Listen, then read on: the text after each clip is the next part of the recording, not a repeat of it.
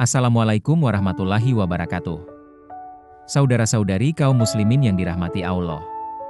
Pada kesempatan yang mulia ini, marilah kita bersama merenungkan keagungan dan keberkahan Al-Quran. Kitab suci yang diturunkan sebagai petunjuk bagi seluruh umat manusia.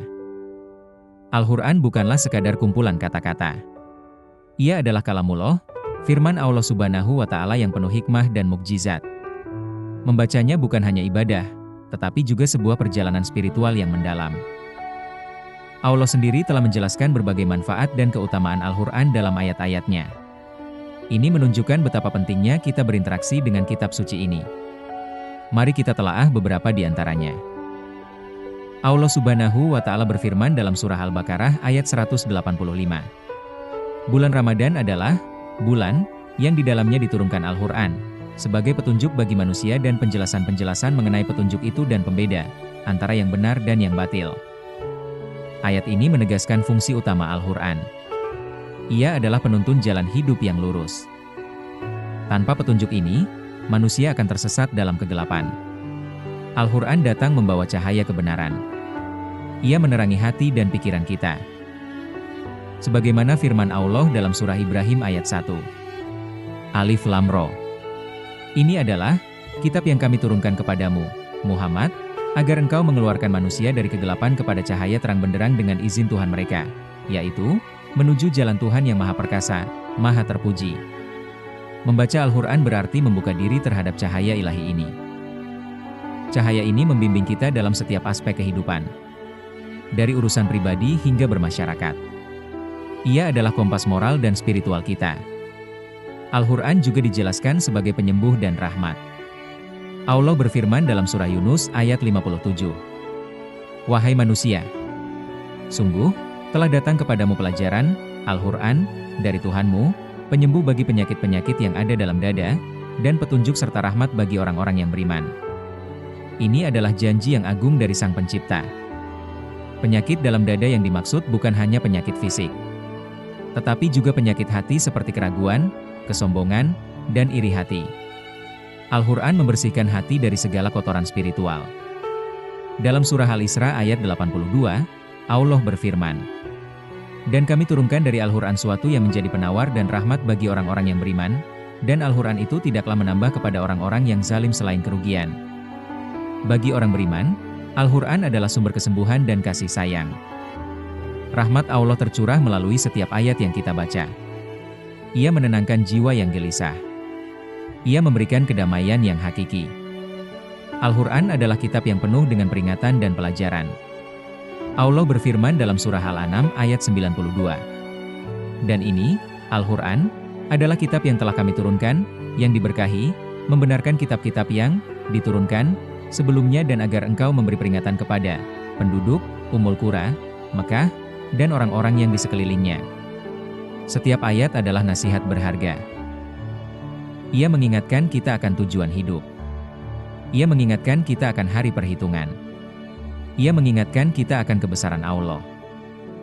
Dalam surah Hud ayat 120, Allah berfirman, dan semua kisah dari rasul-rasul kami ceritakan kepadamu, ialah kisah-kisah yang dengannya kami teguhkan hatimu.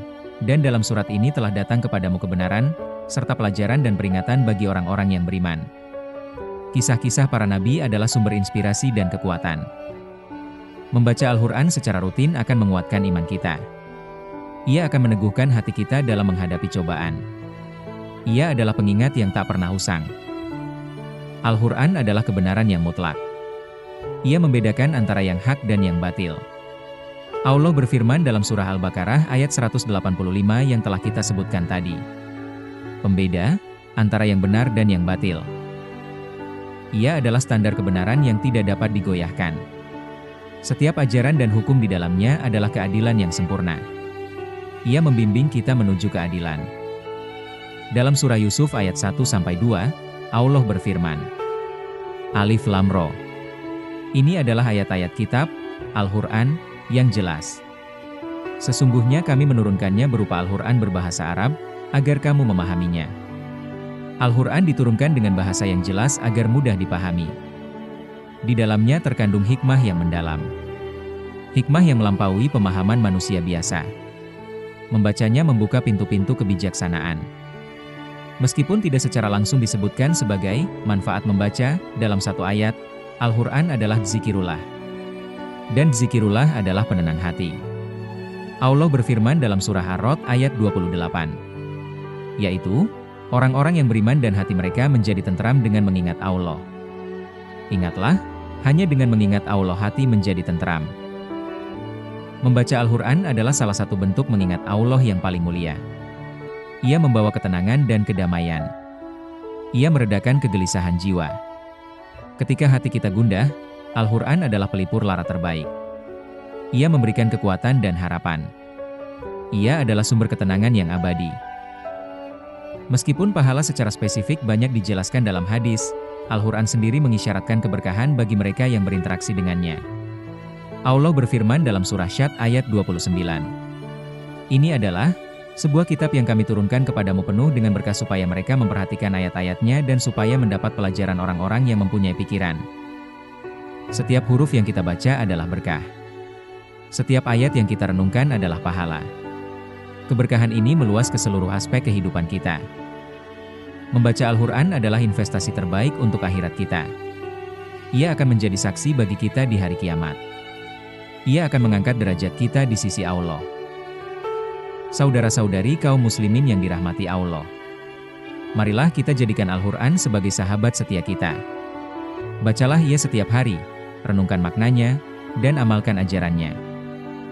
Semoga Allah Subhanahu wa Ta'ala senantiasa membimbing kita. Semoga kita termasuk golongan orang-orang yang mencintai Al-Quran. Semoga kita mendapatkan syafaatnya di hari akhir nanti. Wassalamualaikum warahmatullahi wabarakatuh.